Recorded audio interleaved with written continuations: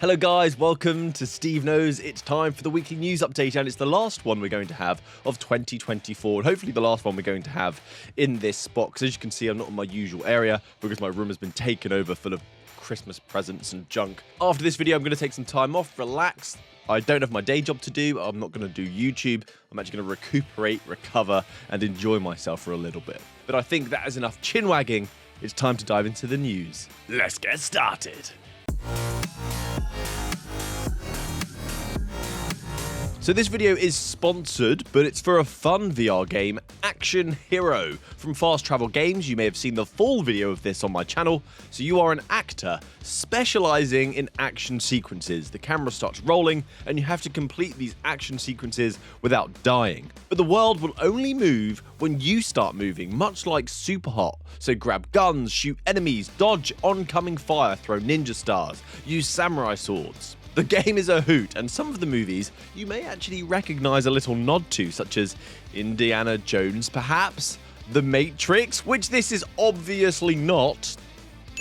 So if you're interested in this game Action Hero, I'll leave a link down below in the description. It will give you 20% off. And if you want 20% off on all of your Quest games, visit SteveKnowsVR.com. Between now and the end of the year, it is 20% off. But make sure the game that you're wanting to buy is not on sale on the Meta Store. We want you to get the best discount. If it's on sale for more than 20% off, get it there. If not, visit SteveKnowsVR.com, and also a Quest 3S giveaway down below as well.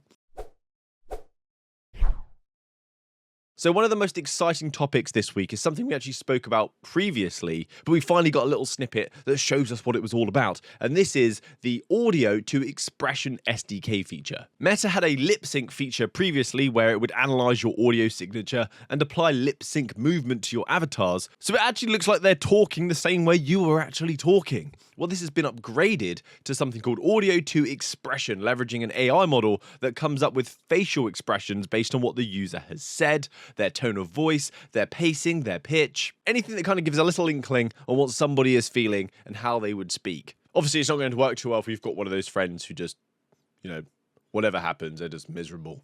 This is hopefully bringing more realistic, immersive characters into VR and making it easier for indie developers or solo developers to add impressive features, making their games more immersive without having to shell out tons of money on expensive face tracking tech. And Meta also claims this new expression pipeline uses less CPU power than the previous lip sync feature, which was used to move just your lips. This new feature moves your cheeks, your eyelids, your eyebrows, and your mouth. This tech can also be applied to non-playable characters, which hopefully will remove some of that Oblivion-like memeing we sometimes see in VR. Voice actors in the VR space will have to up their game to get their expressions out clearly. As I said, great for smaller studios who can't afford the expensive tech. This update, this tide, as they say, is raising all ships. This is a clip as well that shows the difference between the old and the new right out of the box. On the right, the Botox is toxin. It's not moving at all, as you can see.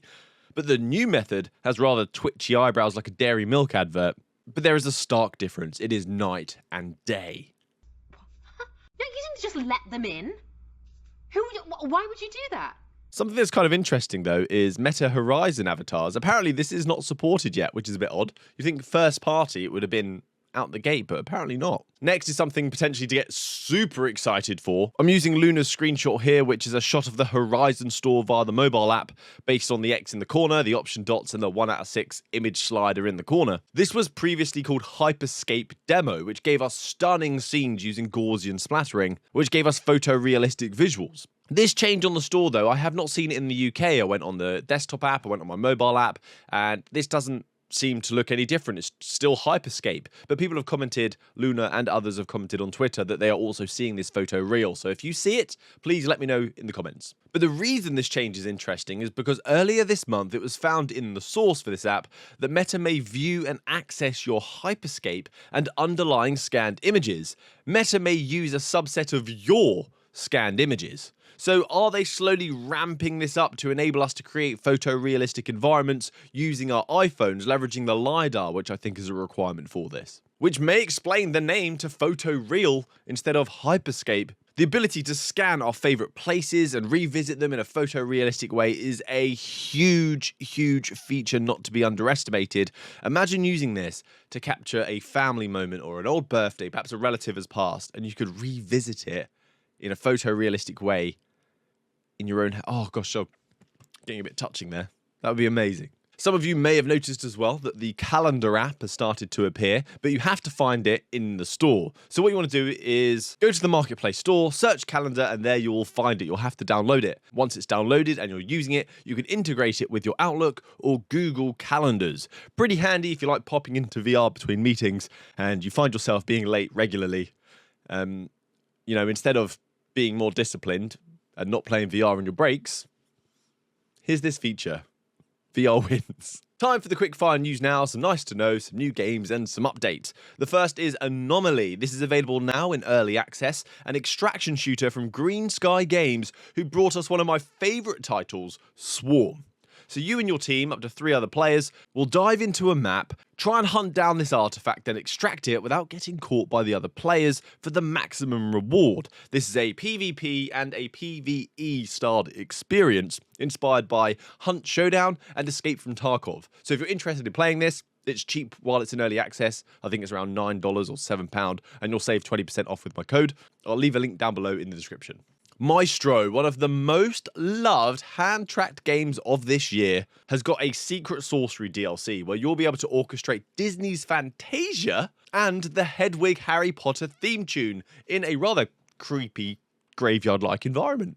This game is amazing, genuinely difficult, genuinely fun, much harder than it looks, and it's got some sweet new tracks that are kind of fitting. I couldn't really imagine these songs in Beat Saber exactly. It's perfect. And it's come at a perfect time with the new hand tracking update, which has made hand tracking so much better because you don't have to play this game with remotes. You can be like, la da da da da da da. Expelliarmus! Contractors Showdown gets an Exfilzone mode, including a revamped map for it. This Exfil mode is like an extraction shooter. You want to get in, get your stuff, and get out if you want to keep your new gear. But they've also added tons of new items for this, like night vision goggles to be a little bit cheeky and hide in the shadows. Tom Clancy style. Still waiting for Splinter Cell meta.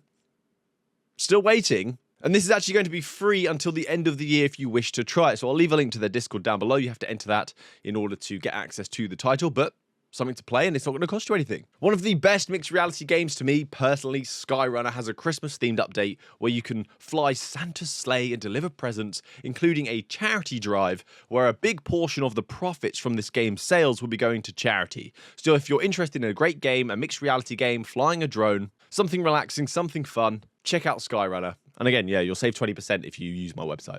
Get this one cracked me up. Get your mums and get your dads, perhaps get your grandma and grandpa, because we have a Supernatural update that has brought Jane Fonda to the workout series. Many of us, I'm sure, saw her videotapes lying around the house. Perhaps some of us even bought some and used them ourselves. Just seeing this was super nostalgic. But yeah, if you want a classic workout that's going to give you a nostalgic hit and remind you of the good old days, Jane Fonda is available on Supernatural. Next, Mannequin from Fast Travel Games has actually supported native mod support in their game Mannequin. So you can apply skins in-game that could be rather interesting. Imagine turning your character in there into Pennywise or Ronald McDonald. It would definitely make the game a little bit scarier. I would run for my life. So that's it for me today, guys. Thank you so much for watching to the end of the video. It's been a pretty crazy year for VR, especially the second half of this year. Some fantastic games, another intake of excited VR players. We have had such highs and such lows in this space, but at its core is a bunch of enthusiastic, passionate VR players, innovators, and developers that I am super proud to be a part of. So I hope you guys have a fantastic holiday season, and I'll see you in 2025. Have a great week. Happy gaming. Good day.